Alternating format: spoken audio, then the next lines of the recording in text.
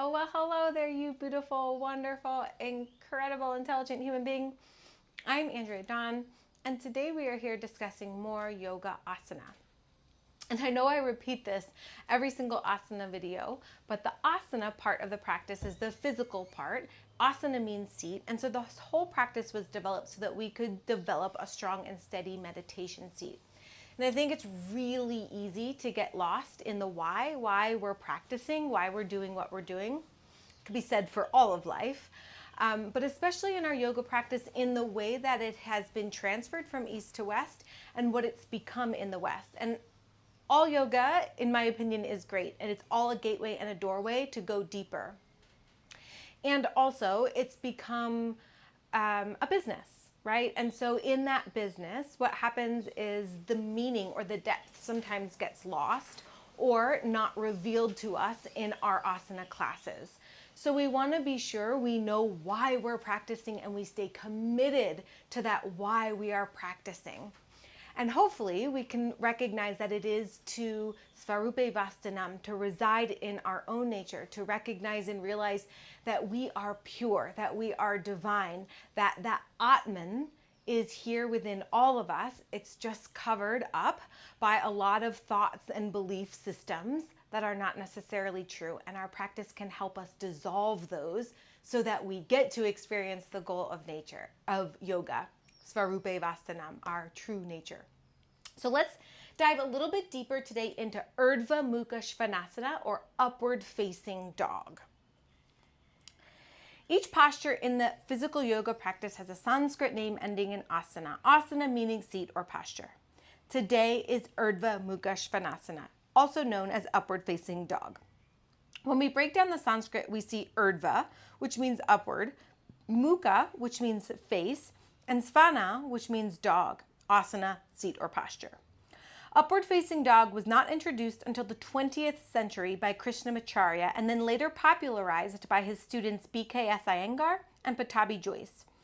Urdhva Mukha Svanasana is an active back bend and heart opener that requires some preparatory postures like crocodile, makarasana, or sphinx, shalamba, bhujangasana, bridge, setu bandhasana, all of which I have videos on that you can go back and check out to find more depth, or perhaps some cat-cow-like movement. Urdhva Mukha Svanasana is often practiced as part of a sun salutation or a vinyasa, which can be described as a series of connected movements that is repeated in between a set of other postures. That's a vinyasa. A sun salutation is something different. It's specific. So it's not necessarily practiced in between another set of postures. It's its own thing, sun salutation A and sun salutation B, which perhaps I'll do a video on. Upward facing dog is the sister pose to downward facing dog, Adho Mukha Svanasana. And when practiced as a vinyasa, they're linked together along with chaturanga or low push-up. When practiced in this trio, the sequence goes from chaturanga to upward facing dog and then to downward facing dog, which I'll later demo. This brings us to the why of Urdhva Mukha Svanasana. The correlating why of all postures is to develop the sthira and sukha, or the strength and ease in our physical bodies, so that we are prepared to sit in a meditative seat for a length of time, free of discomfort. This is evident in the Sanskrit, as every pose ends in asana, which we said previously means seat. It's just this constant reminder when we say the Sanskrit asana, so that we don't get lost in performing these shapes to be good at the shapes, but that we remember, oh, asana, we're doing this for seat, for our meditation practice. It is quite common to get lost in the meaning of our asana practice. Our tendencies, when left unexamined, lead to ego-based choices as to why we are practicing in the first place. The beauty of yoga is that when we lose our way, she will never stop calling us home. And she will always welcome us with open arms when we arrive. Urdhva Mukha Svanasana creates spinal extension, which in turn stretches the whole front body from the chest all the way down to the tops of the feet, while strengthening the arms, the wrists, the shoulders, and of course, the entire back body, primarily the spine. This posture also has the potential to improve lung function, respiratory health, increase circulation, improve digestion, relieve back pain, as well as improve posture. Urdhva Mukha Svanasana can have symbolic, metaphoric, and meaningful significance to our own personal lives. When we consider the Sanskrit translation of the posture, Svana stands out, which translates to dog. The dog gains metaphorical significance in the Mahabharata, a significant Sanskrit text or poem of ancient India. When a loyal dog accompanying Yudhishthira, I think I'm saying that right, on his trek to Lord Indra gains notoriety as the incarnation of Dharma itself.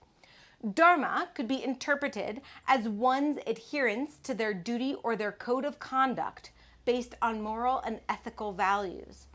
This simple reminder of dharma every time we practice upward facing dog is an opportunity to be clear about what are our values, and in turn, make sure our life choices are aligning with those values. When we make a commitment to reflect upon this alignment or misalignment, we give ourselves consistent opportunity to self-correct. We gain the ability to see where there is discrepancy in our behaviors with our values. Developing this ability is like developing a muscle. It's not helpful to condemn yourself for having a weak muscle. It is only helpful to strengthen it.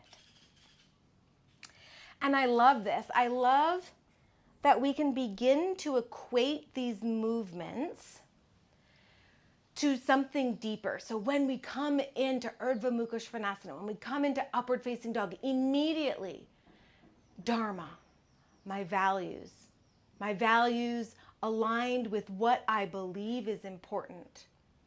And then it gives me the opportunity, not necessarily during our asana practice, because we're learning to develop that one-pointed focus where we're staying with the movement, with the feeling, with the breath, but perhaps afterwards to reflect.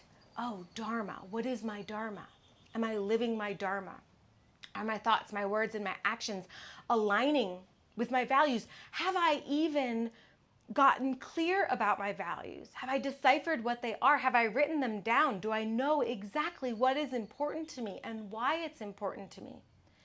So that when I'm feeling this dis-ease, this dissatisfaction, this non-fulfillment or not being content, I can understand that it is because perhaps my actions, my thoughts, my words, my daily doings are not aligning with what I believe is important.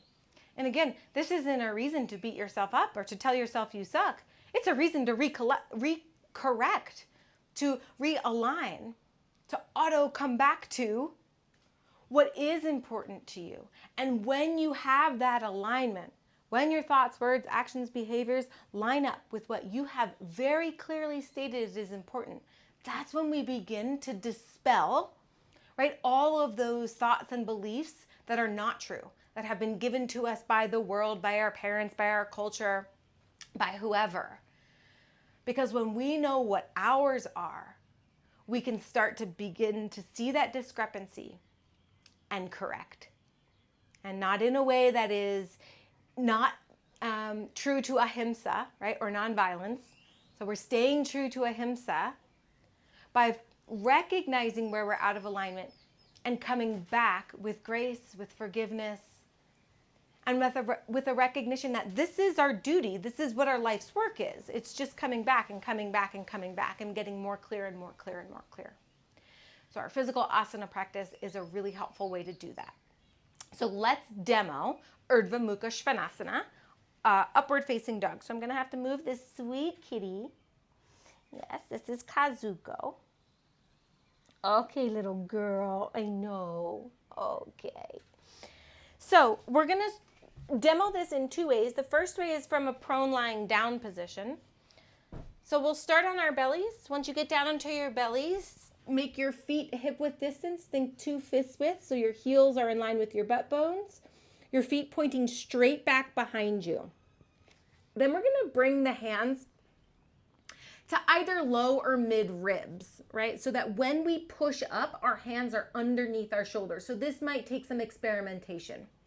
From here, I'm going to start with the engagement of my legs. So I'm going to lift my kneecaps, engage my quads, and I'm going to kind of let go of my glutes. So while they are firm, they are not clenched, right? And then from there, I'm going to start to lift, and I'm going to think about that lift coming from my mid to upper back. I find that lift. Now I'm going to start to press through my arms and lift, and I'm using my hamstrings to lift so my legs are not on the ground.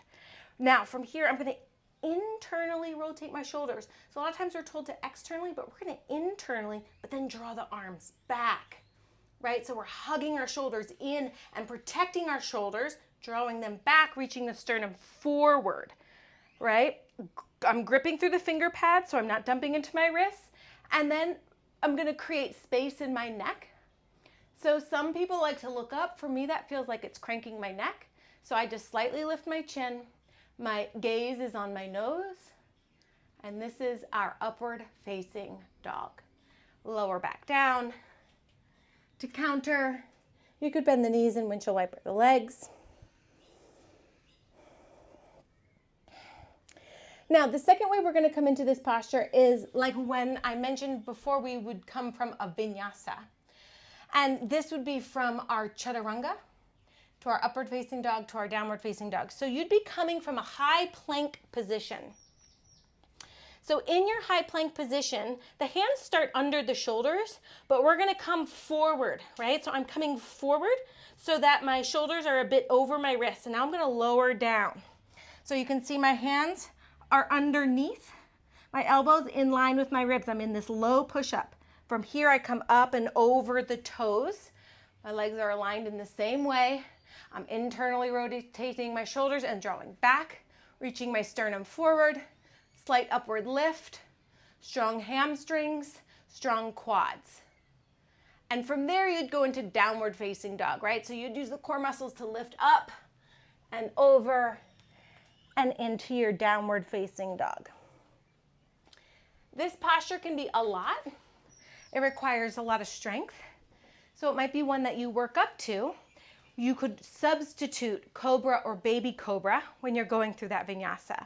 So sometimes it's not possible to even hold that chaturanga, right? So you might be coming all the way down, finding either a baby cobra or a full cobra, and then coming into your downward facing dog from there, right? Remember that this is to help your spine. So we want to make sure that we're not crunching the low back or adding extra